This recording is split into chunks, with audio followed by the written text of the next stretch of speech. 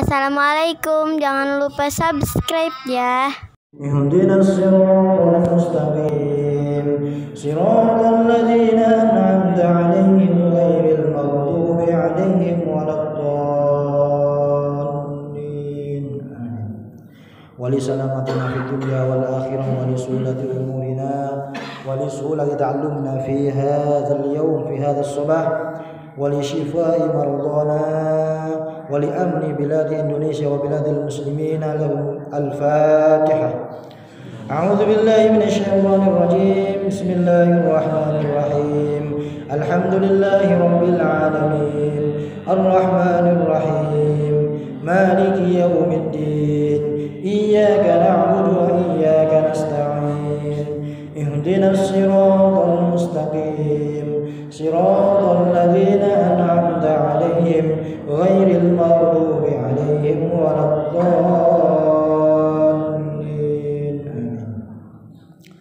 Bismillah, alhamdulillah, wassalatu wassalamu ala rasulillah. Asyhadu an la ilaha illallah wahdahu la syarika lah wa asyhadu anna sayyidina Muhammadan 'abduhu wa rasuluh. Qala rabbi shrah li sadri wa yassir li amri wahlul 'uqdatam min lisani yafqahu qawli. Rabbi zidni 'ilma warzuqni fahma. Amin. Amma ba'd. Bapak, Ibu, saudara-saudara sekalian yang dirahmati Allah Subhanahu wa taala. Alhamdulillah, pada pagi ini kita masih diringankan kaki kita oleh Allah Subhanahu wa taala untuk melaksanakan sholat subuh berjamaah di masjid yang mulia ini. Tentunya ini perlu kita syukuri, karena ini insyaallah merupakan salah satu bahwa kita insyaallah termasuk orang-orang pilihan Allah Subhanahu wa taala. Karena memang tidak semua orang yang bisa melaksanakan sholat subuh berjamaah. Ya, sholat subuh berjamaah ini sesuatu yang memang spesial, yang sangat luar biasa. Karena dalam hadis disampaikan oleh Rasulullah SAW bahwasanya orang yang sholat subuh berjamaah itu seakan-akan dia melaksanakan sholat semalam suntuk. Man shalla subha fi jama'atin fa ka'annahu shallal laila kullah. Jadi ini merupakan satu hal yang patut kita syukuri, bahwasanya kita masih diberi hidayah oleh Allah Subhanahu wa taala untuk bersama-sama melaksanakan salat subuh berjamaah. Kemudian shalawat dan salam biasa kita sampaikan kepada junjungan Nabi kita Muhammad sallallahu alaihi wasallam. Mudah-mudahan kita semuanya mendapat syafaat beliau dan senantiasa mendapat hidayah sampai kita ajal menjemput kita semuanya. Amin ya rabbal alamin. Bapak, Ibu, hadirin sekalian yang dirahmati Allah Subhanahu wa taala, di tengah suasana yang masih belum kondusif ini, mari kita sama-sama terus memperbanyak istighfar kepada Allah Subhanahu wa taala.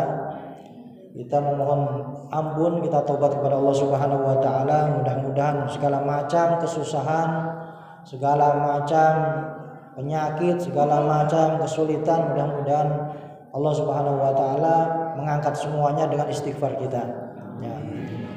Karena itu sudah jelas bahwasanya siapa saja yang istighfar, maka Allah Subhanahu wa taala akan memberikan rezeki dan akan mengangkat segala macam kegundahan dan kesusahan di dalam hatinya insyaallah.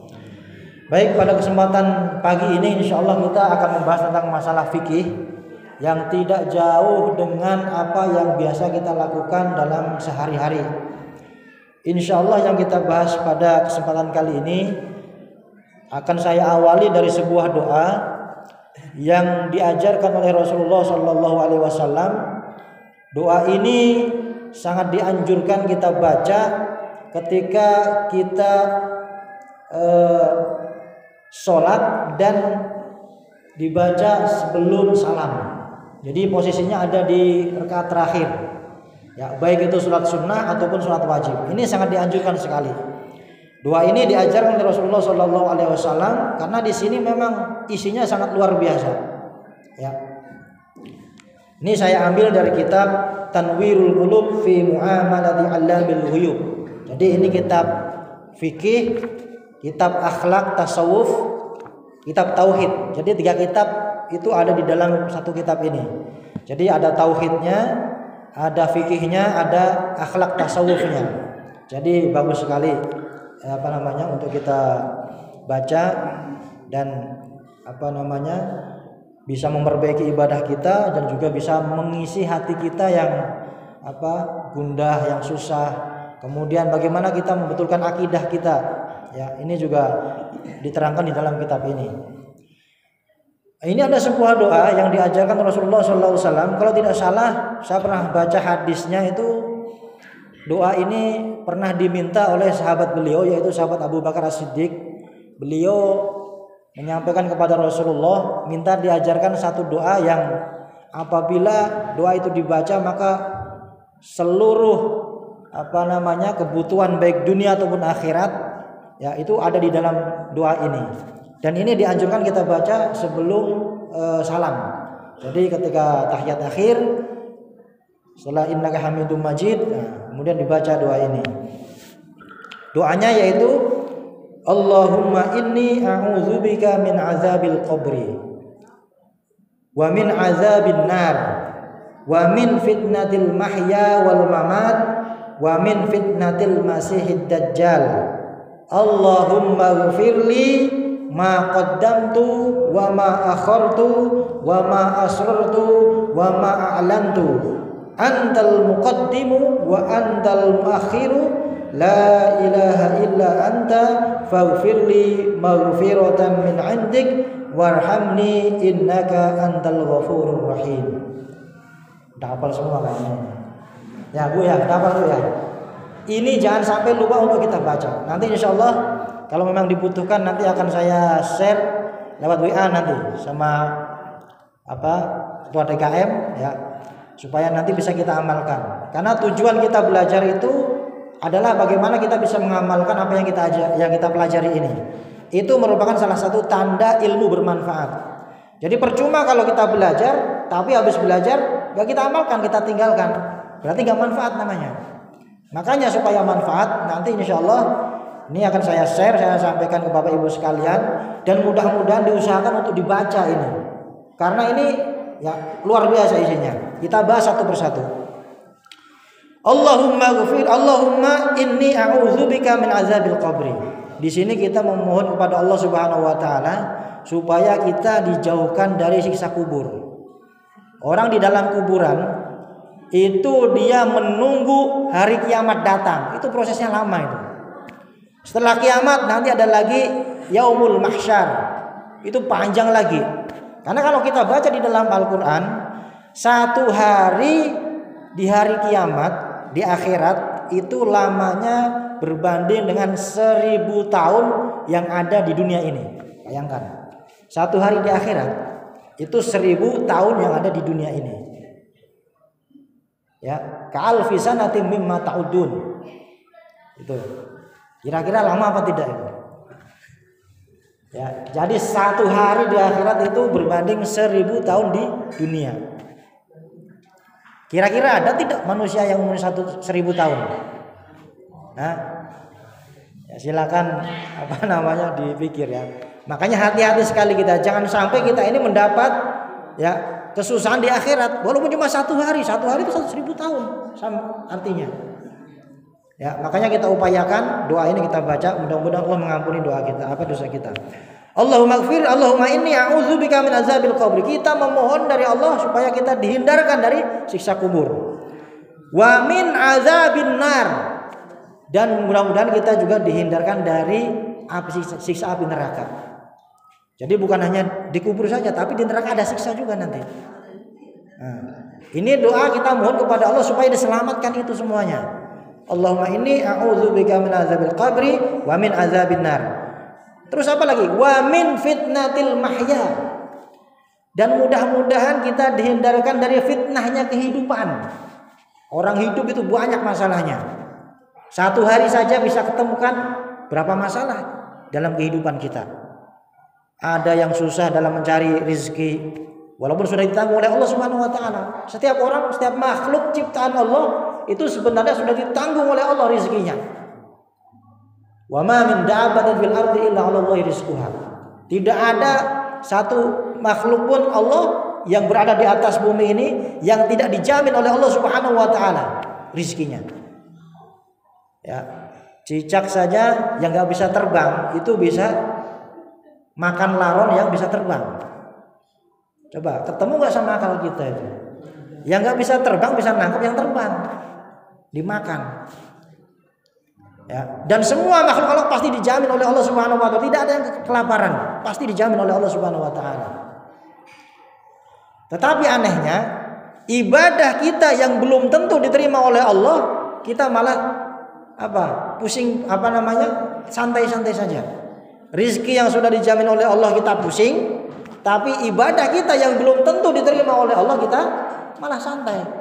Mestinya kita semangat karena kita belum jelas ini apakah sholat kita, ngaji kita, ya, kemudian zakat kita, puasa kita diterima oleh Allah apa tidak.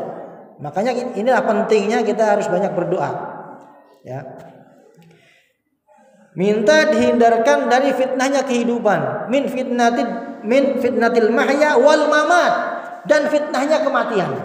Jadi mati pun itu juga ada fitnahnya tadi nih. Kalau sudah mati berarti dia mempertanggungjawabkan amalnya di dalam kubur. Itu lama itu. Sampai hari kiamat nanti nyambung lagi di mahsyar, dihisab oleh Allah Subhanahu wa taala. Ya, makanya gambaran Nabi itu ketika beliau bercerita kepada putrinya Sayyidatuna Fatimah, nanti dia di mahsyar itu ketika manusia dibangkitkan dari kubur, namanya Yaumul Ba'ats, ya, Yaumul Ba'ats, hari di mana orang-orang yang pernah mati ketika zaman Nabi Adam sampai hari kiamat dibangkitkan semua oleh Allah Subhanahu wa taala. Itu Nabi menggambarkan itu bermacam-macam keadaannya. Dalam keadaan telanjang kaki dan telanjang badan. Maka ketika diceritakan begitu, putri beliau menangis. Menangis. Kenapa? Ya, perempuan kan malu. Ya. Terus apa kata Nabi? Tidak usah malu. Karena pada hari itu setiap manusia tidak ada yang disibukkan dengan urusan orang lain. Masing-masing menyibukkan dengan urusannya sendiri. Kalau dalam Al-Quran disampaikan yauma yafirul mar'u min akhi, hari di mana semua manusia berpisah antara satu dan yang lainnya. Yauma yafirul mar'u min akhi, ya, wa ummihi wa abihi wa sahibati wa bani, dari bapaknya, dari ibunya, dari saudaranya, semuanya tidak ada yang ingat. Yang diingat bagaimana dia mempertanggungjawabkan amalan masing-masing. Bapak tidak ingat sama anak, suami tidak ingat sama istri. Begitupun sebaliknya. Ya. Yauma yafirul mar'u min akhihi wa ummihi wa abihi wa sahbihi likulli imri'in yauma idzin sya'nu yughni. Jadi setiap orang pada saat itu mempertanggungjawabkan, sibuk dengan urusan masing-masing. Kalau sekarang kita masih cari-cari kesalahan orang, akan dipusingkan kita nanti di akhirat nanti. Ya. Orang yang sering bikin masalah sama orang, sering ngomongin orang, sering nyakitin orang, maka nanti dosa-dosa orang yang disakiti itu akan dikasih ke dia semuanya. Sementara pahala dia akan diambil, diberikan kepada orang yang pernah disakiti, yang didolimi itu dia. Akan dibalas oleh Allah Subhanahu wa taala. Ya. Nah, ini pentingnya kita menyampaikan doa ini. Wa min fitnatil mahya wal mamat, supaya dihindarkan dari fitnah kehidupan dan fitnah kematian. Karena yang paling berat itu ya fitnah kematian ini. Terutama ketika sakaratul maut. Ya. Bagaimana Nabi menggambarkan ketika sakaratul maut, ketika seorang itu diambil nyawanya oleh Allah Subhanahu wa taala. Di saat itulah peran iman kita akan muncul di situ. Karena di situ akan dinampakkan apakah dia min ashabil yamin atau min ashabil shimal. Min ashabil jannah atau min ashabil nar. Apakah dia akan dimasukkan ke surga atau di neraka, akan kelihatan semua di situ. Makanya ketika ada orang meninggal, ya biasanya ada yang mukanya cerah, ya, mukanya dalam keadaan senyum, karena ada saat itulah Allah menampakkan ini tempat kamu nanti di sini. Ya, nah di situ setan juga muncul dia. Ya, kalau di dalam cerita itu kan begitu, muncul akan menawarkan minuman kepada orang yang sakaratul maut itu dia, kasih minuman. Dirayu, kalau kamu mau mengatakan aku ini Tuhanmu, maka minum ini. Kalau enggak, kamu akan sengsara. Digoda sama setan. Padahal itu setan yang ngomong seperti itu. Ya, kalau ada orang ngaku-ngaku pernah ketemu dengan Tuhannya, ketemu dengan Allah Subhanahu wa taala, itu bohong pasti itu. Enggak mungkin. Allah itu enggak sama dengan makhluknya, mukhalafatun lil hawaditsi. Ya, makanya jangan sampai kita punya pikiran Allah begini dan Allah begitu. Ini masalah tauhid. Karena Allah tidak seperti ini dan tidak seperti itu. Ya, udah jelas mukhalafatun lil hawaditsi. Allah itu berbeda dengan makhluknya. Apa yang pernah kita lihat, apa yang pernah kita dengar, apa yang kita bayangkan, semuanya itu bukan Allah Subhanahu wa taala. Nah, kecuali kalau ada orang mimpi dia ketemu dengan Nabi, itu benar pasti. Kalau mimpi ketemu dengan Allah pasti bohong, nggak akan mungkin. Tapi kalau ketemu dengan Nabi pasti benernya. Nah, sekarang mau tanya saya, kira-kira di antara kita ini Bapak Ibu sekalian ada yang pernah nggak ketemu dengan Nabi dalam mimpi? Belum pernah, ya. Karena ini gak semuanya orang, ya. Tapi kalau benar-benar kita mimpi ketemu dengan Nabi, subhanallah, itu pasti benar. Man ru'ani fil manami faka'annahu ru'ani fil haqiqah. Orang yang melihatku dalam keadaan mimpi, maka sebenarnya itulah aku yang sebenarnya, kata Nabi. Ya. Jadi kalau ketemu dengan Nabi dalam mimpi, ya itu Nabi yang sebenarnya. Dan ini gak semua orang. Dan orang yang begitu dia tidak akan menyampaikan kepada orang lain, enggak.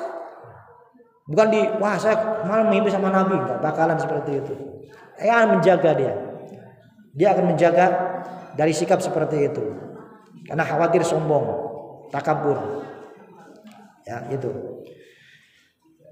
Wa min fitnatil mahya wal mamat wa min fitnatil masihid dajjal.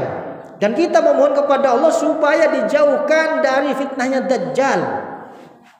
Berarti Dajjal ini pasti akan muncul, karena dalam hadis ini disampaikan begini. Dajjal. Ya, kalau gambaran Nabi itu Dajjal itu nanti makhluk berbentuk orang tapi diberi keistimewaan oleh Allah yang tujuannya sebenarnya untuk mencoba manusia, untuk menguji manusia. Dajjal itu dia bisa menjadikan cuaca panas menjadi hujan. Yang hujan tiba-tiba menjadi panas. Ya.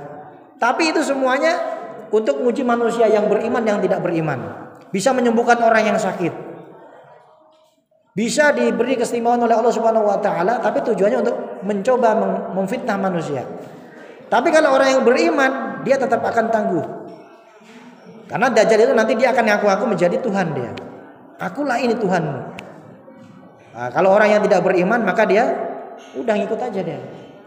Makanya saking pentingnya ini Nabi menyampaikan, mengajarkan dalam doanya. Ya. Wa min fitnatil masihid dajjal, supaya kita dihindarkan dari fitnahnya Dajjal. Kemudian Allahumma gfirli, ya Allah ampunilah diriku ma qaddamtu, dosa-dosa yang pernah aku lakukan, yang pernah lewat, yang lewat. Dosa yang pernah aku lakukan, wa ma akhartu, dan dosa-dosa yang nanti yang akan terjadi. Yang awal ataupun yang terakhir. Mudah-mudahan dosanya semua diampuni oleh Allah Subhanahu wa taala. Ma qaddamtu wa ma akhartu. Wa ma asrartu, dosa-dosa yang tersembunyi yang kita tidak merasa bahwasanya itu dosa. Wa ma a'lantu, dan dosa-dosa yang nyata, yang kelihatan. Kadang kita ini punya salah tapi enggak merasa salah. Ya. Makanya pentingnya ini kita untuk belajar ilmu fikih atau ilmu-ilmu yang lain. Karena dalam fikih ini kan diajarkan yang halal dan yang haram, yang sah dan yang batal. Itu semua dalam fikih. Makanya belajar ilmu fikih ini hukumnya fardu ain. Setiap orang wajib belajar ilmu fikih.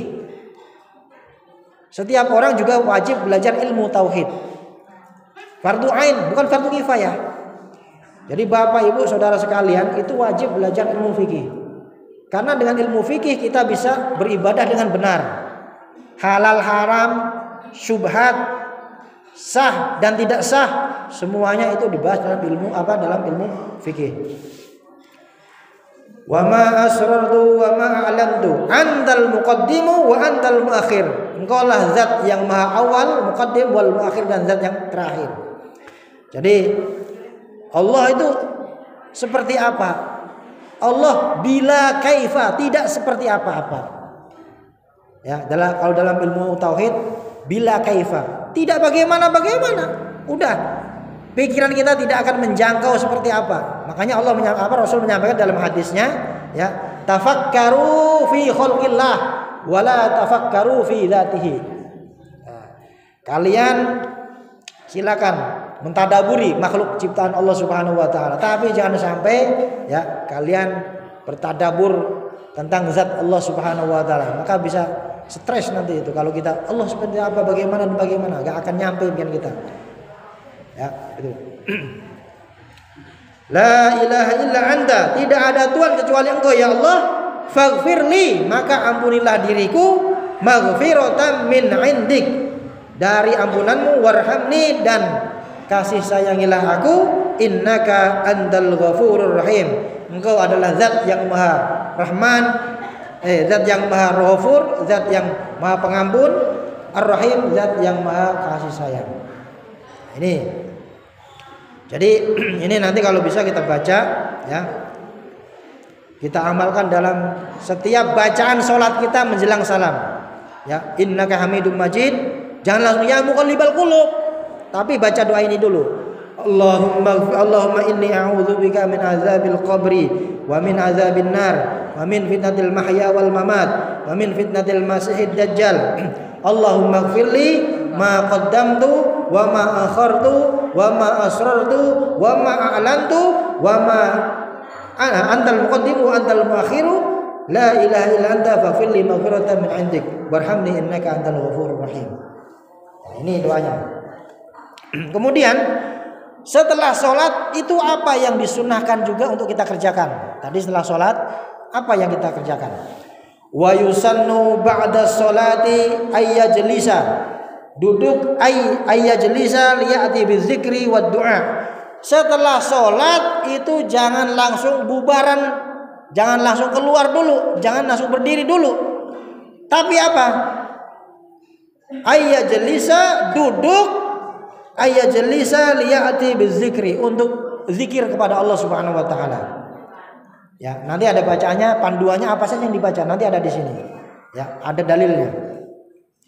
Wa du'a, setelah zikir jangan lupa baca doa.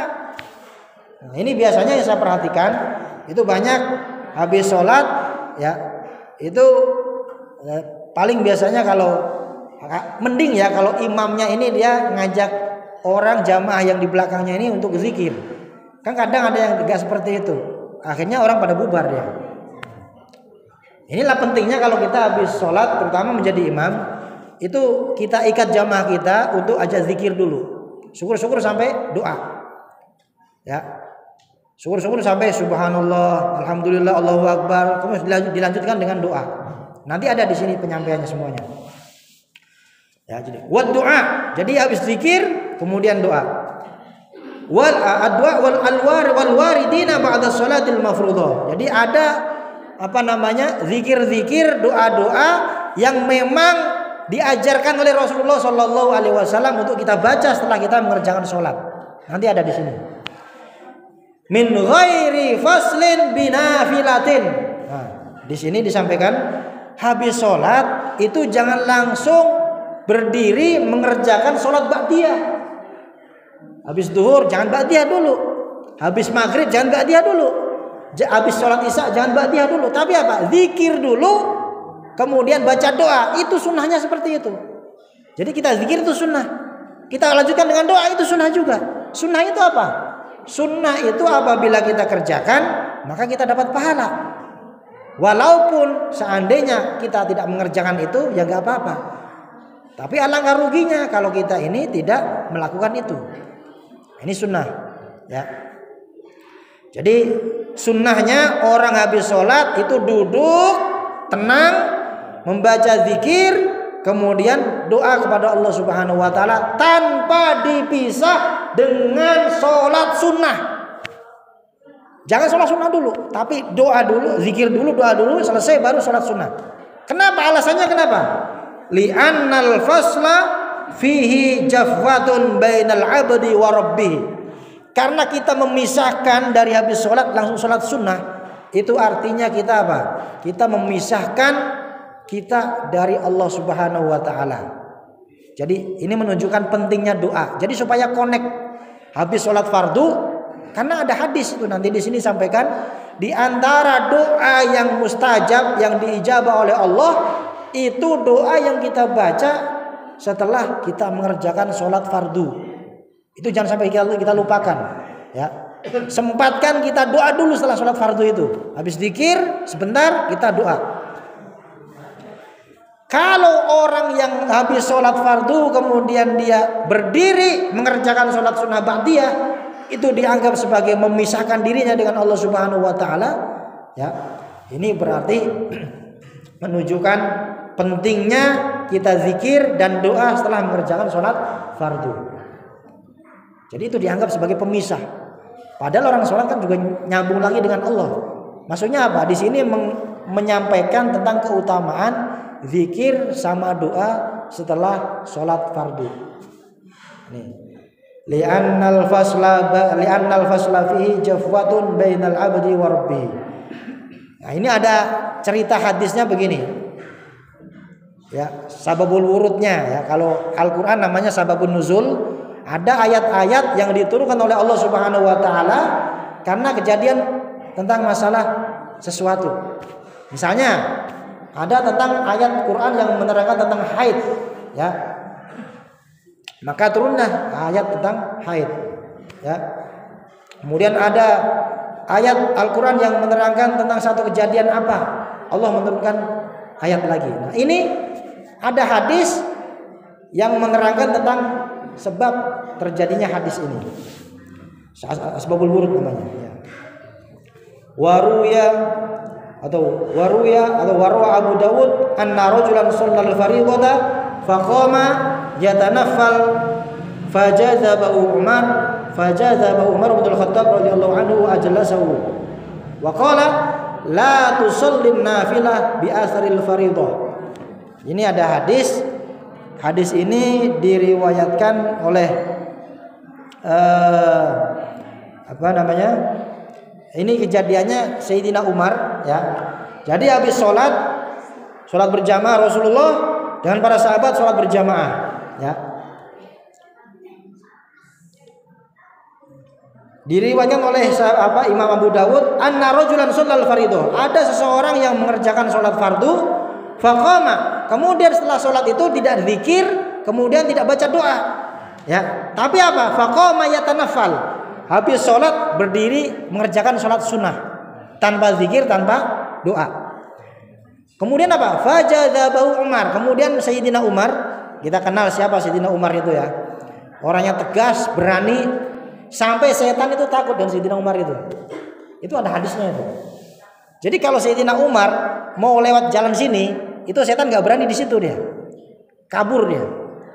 Saking hebatnya Sayyidina Umar ini. Jadi sampai setan itu ketakutan. Bagaimana kalau kita, ya? Setan pada ngerubungin semua nih, ya. Jadi itulah Sayyidina Umar. Makanya wajar beliau ketika ada orang yang salah langsung dia tegur. Ini habis sholat langsung berdiri sholat sunnah. Sama beliau apa? Ditarik, didudukin lagi. Fajazabahu Umar, ya. Fajazabahu Umar wa ajlasahu, kemudian didudukin. Jadi orang yang habis sholat berdiri mau sholat sunnah, sama beliau langsung duduk dulu, disuruh duduk lagi. Waqala, apa kata beliau? Waqala lahu la tusallin nafilah, kamu jangan sholat sunnah dulu. La tusalli an-nafilah bi asaril fardhah, setelah mengerjakan sholat fardu jangan sholat sunnah langsung, ya. Habis sholat fardu jangan langsung sholat sunnah ba'diyah, jangan. Faqala lahu Nabi SAW, ya. Kemudian di situ ada Nabi. Apa kata Nabi? Betul, ya. Faqala lahu Nabi SAW. Kemudian Nabi menyampaikan, asabta ya bin Al-Khattab, benar kamu, ya Umar bin Khattab, kamu benar. Apa yang kamu lakukan tadi, narik orang yang mau sholat sunnah, kamu suruh duduk lagi, itu benar, itu seperti itu. Kata Nabi begitu. Asabta ya bin Al-Khattab, asaballahu bika, Allah membenarkan apa yang kamu kerjakan, apa yang kamu lakukan. Kemudian Nabi ditanya, wa su'ilan Nabi sallallahu alaihi wasallam, Nabi ditanya ayyud du'a ya asma, "Ya Rasulullah, doa yang paling didengar oleh Allah Subhanahu wa taala itu doa yang seperti apa? Doa yang bagaimana dan kapan?" Nah, kemudian Nabi menjawab, "Ayyud du'ai asma ay aqrabu ilal ijabah?" Qala jawfal laili wa duburus salawatil maktubah. Ketika Nabi ditanya, "Ya Rasulullah, doa yang paling baik, doa yang paling didengar oleh Allah itu seperti apa?" Nabi mengatakan, "Jawfal lail," doa yang dipanjatkan ketika di tengah malam habis tahajud, qiyamul lail, "wa duburis shalawatil maktubah," dan doa yang dibaca setelah mengerjakan sholat fardu. Nih, ya. Jadi kalau kita ingin diijabah oleh Allah Subhanahu wa taala doa kita, nah, kesempatan yang pertama tengah malam bangun, sholat, minta sama Allah Subhanahu wa taala. Yang kedua, habis sholat fardu jangan sampai kita lupa tidak berdoa kepada Allah. Karena itulah kesempatan kita untuk menyampaikan apa yang kita butuhkan kepada Allah Subhanahu wa taala. Nah, tadi saking pentingnya ya Sayyidina Umar ya menarik orang yang mau sholat, disuruh duduk dulu, kamu zikir dulu, kamu doa dulu, setelah itu silakan mau sholat sunnah. Nah, ini tolong diperhatikan ya. Wa su'ila Nabi sallallahu alaihi wasallam ayyud du'ai asma ay aqrabu ilal ijabah qala jawfal laili wa dubur salawatil maktubah rawahu at-Tirmidzi. Hadis riwayat Imam Tirmidzi ya. Kemudian fayaqulu aqibas salam. Nah, ketika habis salam, orang setelah sholat habis salam apa yang dibaca? Di sini juga disampaikan juga apa yang kita baca. Yang pertama, astaghfirullahalazim alladzi la ilaha illa huwal hayyul qayyum wa atubu ilaih. Istighfar. Ya, kalau kita mau tahu pentingnya istighfar, ya, Nabi sendiri yang sudah dijamin oleh Allah Subhanahu wa taala mengatakan dalam hadis sahih riwayat Imam Bukhari, beliau setiap hari istighfar minta ampun kepada Allah Subhanahu wa taala sebanyak 70 kali minimal. Ada yang mengatakan 70 kali, ada yang mengatakan 100 kali. Kata Nabi apa? Wallahi inni la astaghfirullah kulla yaumin 70 marrah. Demi Allah, sungguh aku beristighfar minta ampun kepada Allah dalam satu hari sebanyak 70 marrah, sebanyak 70 kali. Ya. Makanya habis sholat minimal kita kan 3 kali itu. Ditambah lagi. Ya. Nanti akan ketemu apa di balik rahasia itu. Di balik istighfar itu apa faidahnya? Luar biasa di situ. Kalau kita sudah rajin dengan minta ampun istighfar kepada Allah Subhanahu wa taala, insyaallah segala macam gundah, segala macam kesusahan, segala macam kesulitan, insyaallah semuanya akan teratasi. Ya. Itulah pentingnya istighfar. Nabi saja setiap hari itu beliau minimal 70 kali baca istighfar. Astaghfirullahaladzim wa atubu ilaih. Kalau dalam hadis Riyadhus Shalihin itu beliau bacanya atubu ilallah, aku taubat kepada Allah, aku taubat kepada Allah. Ya, astaghfirullahaladzim. Dan ada yang namanya ini, Pak. Ada namanya doa Sayyidul Istighfar. Ya. Jadi penghulunya di antara istighfar bacaan istighfar. Nah, itu juga luar biasa faedahnya. Orang yang membaca Sayyidul Istighfar minimal 3 kali setiap pagi dan sore, maka insyaallah dia tidak akan mati kecuali dalam keadaan husnul khotimah. Allahumma anta rabbi la ilaha illa anta khalaqtani wa ana abduka wa ana ala hadika wa wa'dika mastata'tu a'udzubika min syarri ma sana'tu abu laka bi ni'matika alayya wa abu bi dzambi faghfir li fa innahu la yaghfiru dzunuba illa anta. Ini namanya Sayyidul Istighfar. Kita baca pagi sore, pagi 3 kali, sore 3 kali. Pagi habis subuh, sore menjelang maghrib. Kalau lupa malam kita baca. Insya Allah mati dalam keadaan husnul khotimah. Namanya Sayyidul Istighfar. Penghulunya di antara bacaan istighfar. Itu jangan sampai lupa ya. Allahumma anta rabbi la ilaha illa anta dan seterusnya tadi itu. Yang sudah hafal tolong diamalkan. Yang belum hafal ya nanti kita kasih tahu juga. Jangan sampai lupa ini. Siapa sih yang tidak mau mati dalam keadaan husnul khotimah? Tidak ada orang yang dijamin oleh Allah Subhanahu wa taala dalam keadaan apa dia akan meninggal. Ya, makanya pentingnya kita waspada dengan sering membaca istighfar kepada Allah Subhanahu wa taala. Dan ingat, istighfar, zikir atau apapun untuk mengingat Allah itu enggak mesti di dalam masjid. Tapi bisa kita ucapkan dalam setiap kesempatan, dalam setiap waktu, ya, selain di tempat-tempat yang memang dilarang oleh Allah Subhanahu wa taala seperti di kamar mandi, ya enggak usah. Ya itu. Fayaqulu aqibas salami astaghfirullahal azim alladzi la ilaha illa huwal hayyul qayyum wa atubu ilaih. Ini yang kita baca setelah salat. Berapa kali? Salasan, 3 kali. Allahumma antas salam wa minkas salam tabaraka wa ta'ala inna dzal jalali wal ikram. Allahumma antas salam. Ya, habis salat. Kemudian apa lagi? Wa ayatul kursi. Ayat kursi. Nah, ayat kursi juga penting ini. Sampai pentingnya kita disuruh baca setelah sholat, ya. Wa ayatul kursi marrotan, 1 kali baca ayat kursi.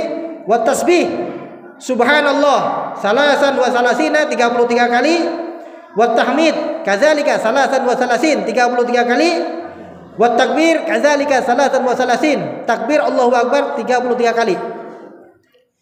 Jadi habis salam astagfirullahalazim, kemudian Allahumma antas salam, ayat kursi, kemudian tasbih subhanallah 33 kali, alhamdulillah 33 kali, Allahu akbar 33 kali.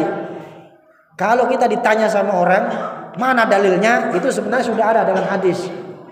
Jadi Rasul mengajarkan setelah sholat itu kita suruh baca yang minimal tasbih 33 kali, tahmid 33 kali, takbir 33 kali. Ya. Kadzalika wa tamamul mi'ah, kemudian bacaan yang ke-100, ya. Wa tamamul mi'ati la ilaha illallah wahdahu la syarikalah lahul mulku wa lahul hamdu wa huwa ala kulli syai'in qadir. Ya sama seperti yang kita baca biasanya itu. Cuman saya ingin menyampaikan di sini supaya nanti kalau ada yang nanya, nah ini tunjukin kitabnya. Amalan itu dari mana? Nah ini ada kitabnya di sini. Ada hadisnya juga. Ya. Jadi habis sholat, baik ketika sholat sendirian, kalau telat sholat berjamaah ataupun sholat berjamaah, diupayakan habis sholat membaca istighfar 3 kali, kemudian Allahumma antas salam, kemudian ayat kursi, kemudian tasbih, tahmid, takbir 33 kali, ya, tahlil 1 kali, baru baca doa di situ. Kalau mau menambahi tambah Fatihah, ya, untuk orang tua kita, untuk saudara kita, untuk anak kita, untuk istri kita, untuk suami kita, kirim Fatihah. Ya, habis sholat. Itu kesempatan luar biasa. Nah, itu tadi yang dibaca setelah sholat wajib atau sholat fardu.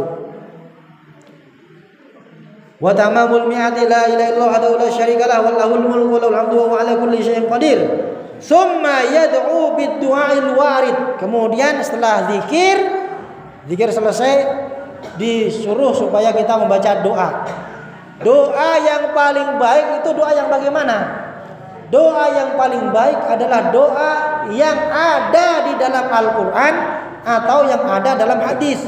Itu namanya doa al-warid. Doa yang diajarkan oleh Rasulullah SAW. Itu sunnah hukumnya.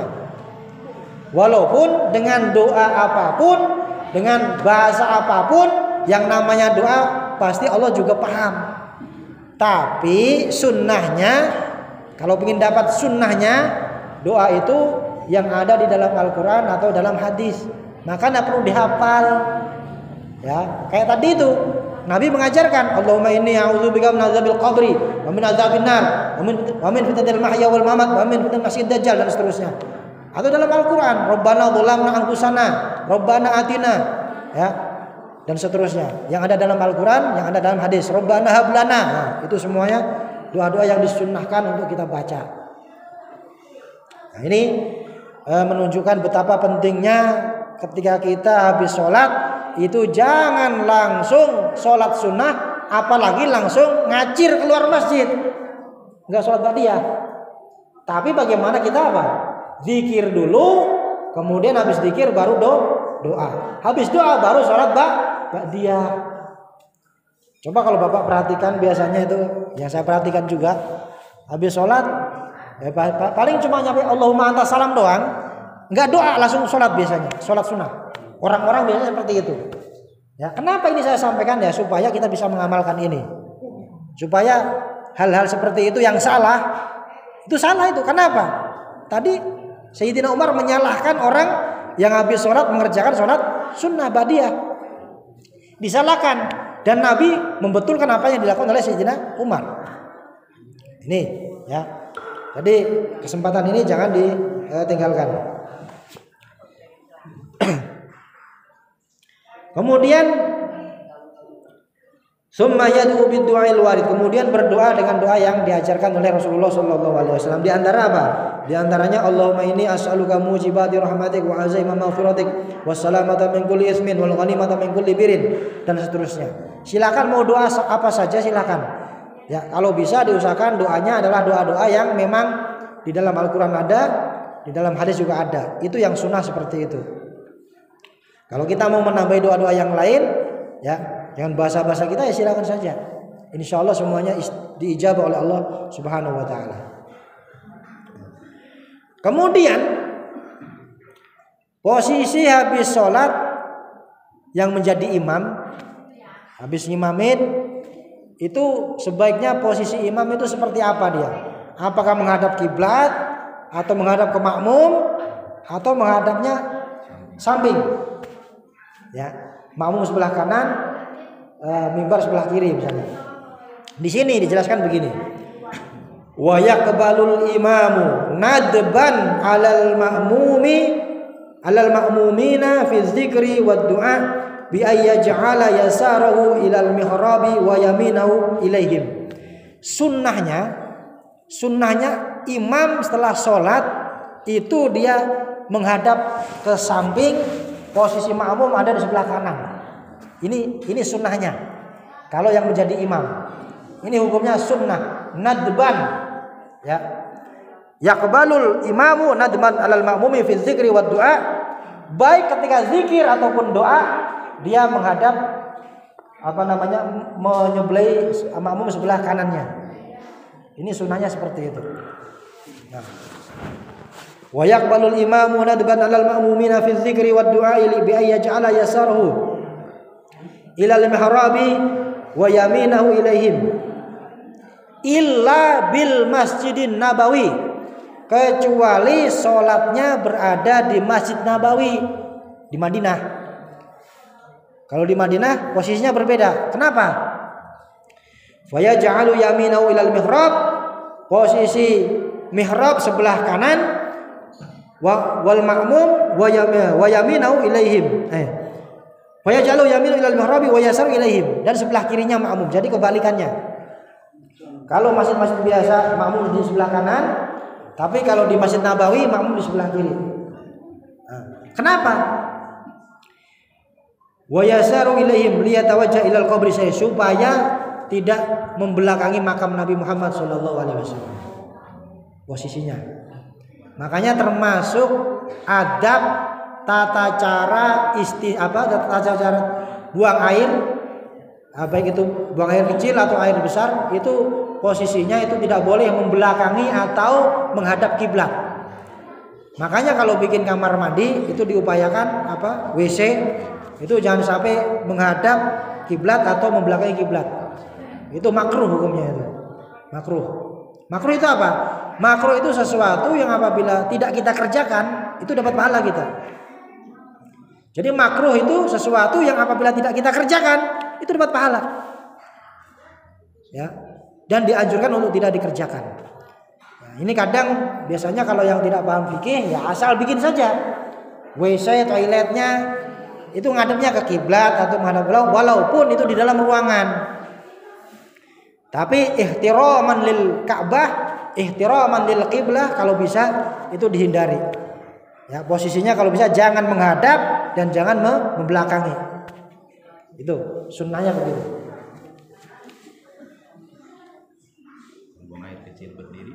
Nah, termasuk berdiri, buang air kecil berdiri, laki-laki terutama ya.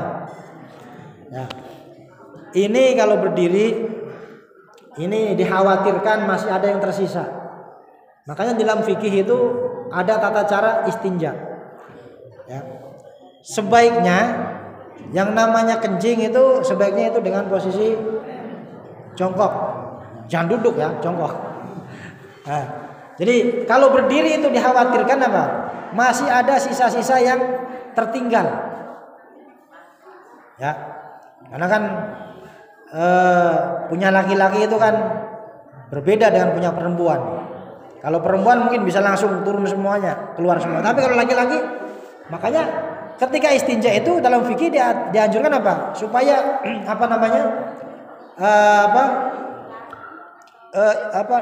bahasanya itu ditekan, ngeden apa supaya apa? Supaya yang di dalam ini keluar semuanya. Karena dikhawatirkan masih ada yang tersisa. Ya, nanti satu saat nanti kita bahaslah masalah istinja ini ya. Karena ini penting. Karena kalau ada orang habis pipis, ya apalagi tadi pipisnya berdiri misalnya, dikhawatirkan ketika dia sudah menganggap itu selesai karena buru-buru, kemudian dia wudu. Nah, pas wudu ternyata keluar lagi. Kalau keluar lagi berarti najis. Kemudian dia sholat bawa najis, maka tidak sah sholatnya. Makanya tadi saya sampaikan pentingnya bagaimana kita belajar fikih. Karena kalau kita nggak paham fikih, maka ibadahnya asal-asalan. Ya, saya perhatikan terutama laki-laki itu ya. Kalau kencing itu asal-asal saja, tidak sesuai dengan fikih. Ya, nah berdiri sih kalau memang darurat ya nggak apa-apa. Kalau dalam darurat misalnya di tempat umum, terus tempatnya sempit, ya kan? Ya itu mungkin ya bisalah dimaklumi, tapi hati-hati juga. Makanya juga ada hadis dari Rasulullah. Apa kata Rasulullah? Inna ammata zabal qabri min rusyasil bauli. Sesungguhnya pada umumnya orang-orang yang disiksa oleh Allah di dalam kuburan itu karena gara-gara cipratan air kencing. Cipratan air kencing itu menyebabkan dia diazab di dalam kubur. Inna min ammati azabil qabri min rusyasil bauli. Jadi kebanyakan rata-rata orang yang disiksa di kuburan itu apa? Karena kecipratan air kencing. Gak bersih kencingnya. Buru-buru. Masih bawa najis. Makanya ketika mayit dimandikan itu kan harus keluar semua itu. Ya. Dikeluarin semuanya supaya nggak netes lagi, nggak keluar lagi. Ya, ini yang biasa mandiin mayit tahulah itulah. Nah, ini pentingnya. Ternyata orang banyak yang disiksa di dalam kuburnya karena gara-gara apa? Kencingnya tidak bersih. Karena kalau kita perhatikan, Bapak perhatikan silakan itu. Asal-asalan itu orang kencing itu, terutama laki-laki ya. Nah, terutama laki-laki benar. Ya, enggak memperhatikan najis dia, enggak tahu najis. Makanya di dalam fikih ada pembahasan tentang istinja. Tata cara orang istinja, cebok, berbersih itu seperti apa? Dibahas dalam fikih. Supaya apa? Supaya ketika sholat dia tidak bawa najis. Ya. Nah, nanti bapak-bapak bisa dipraktekkan lah. Kalau kencing berdiri, kencing jongkok, ya itu kira-kira nanti mana yang lebih baik?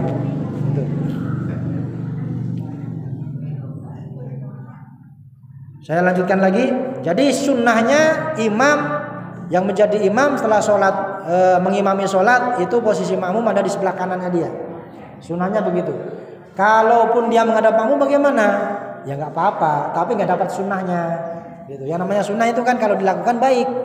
Kalau tidak dilakukan ya nggak apa-apa sebenarnya. Tapi baiknya kalau kita melakukan itu lebih baik.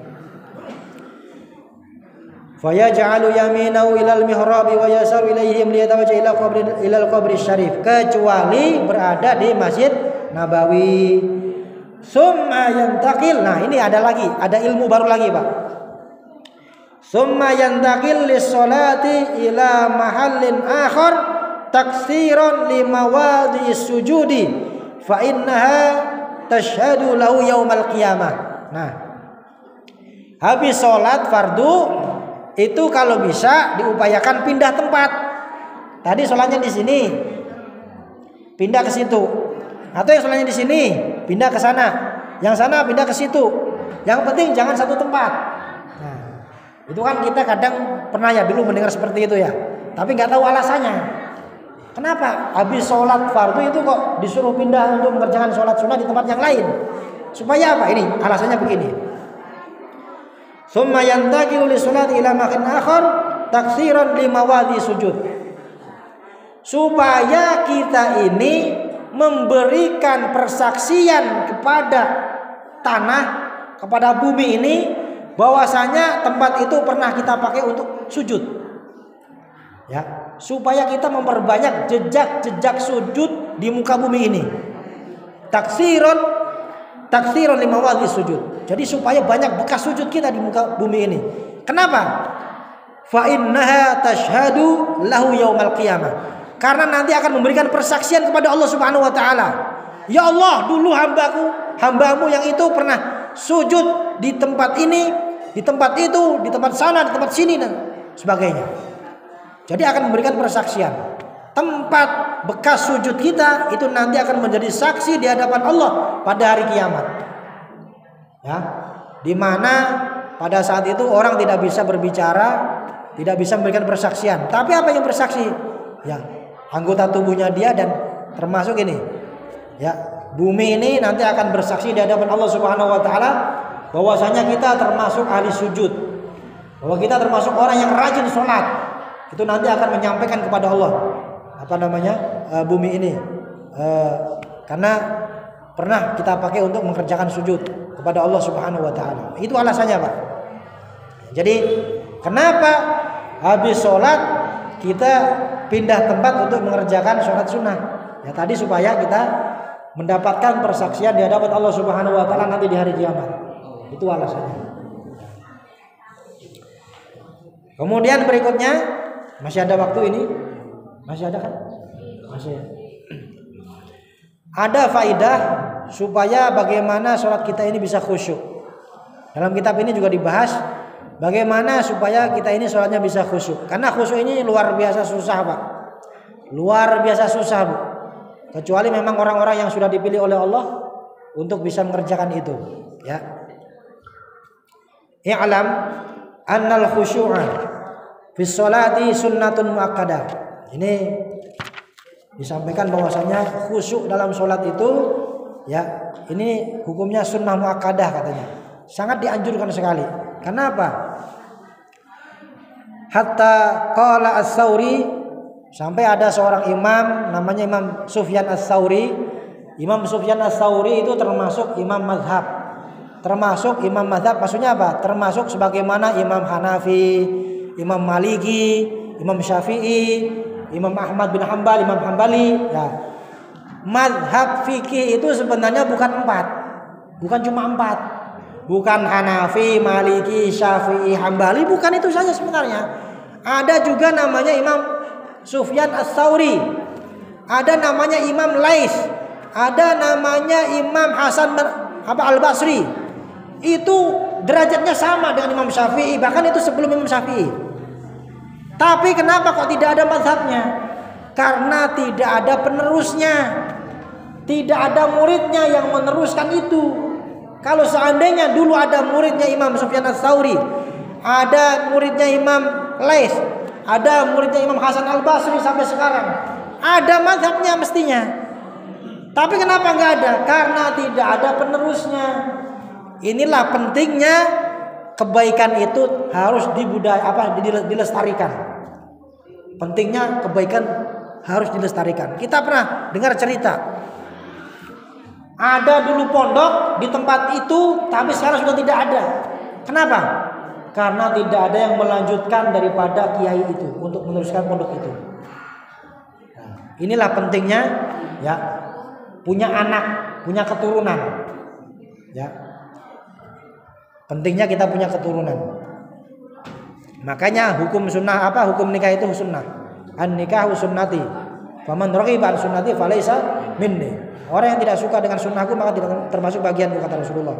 Ya. Jadi Imam Tsauri mengatakan begini. Ya. Man lam yakhsha fasadat sholatu. Orang yang sholatnya tidak khusyuk maka sholatnya rusak dia. Orang yang sholatnya tidak khusyuk, sholatnya rusak. Yang namanya rusak, barang rusak kalau dijual laku apa enggak itu kira-kira tuh. Nah, ya kan? Makanya diupayakan sholat ini benar-benar khusyuk. Caranya bagaimana? Ya, caranya begini. Qala Nabi sallallahu alaihi wasallam. Nabi bersabda dalam hadis, "Man shalla raka'ataini."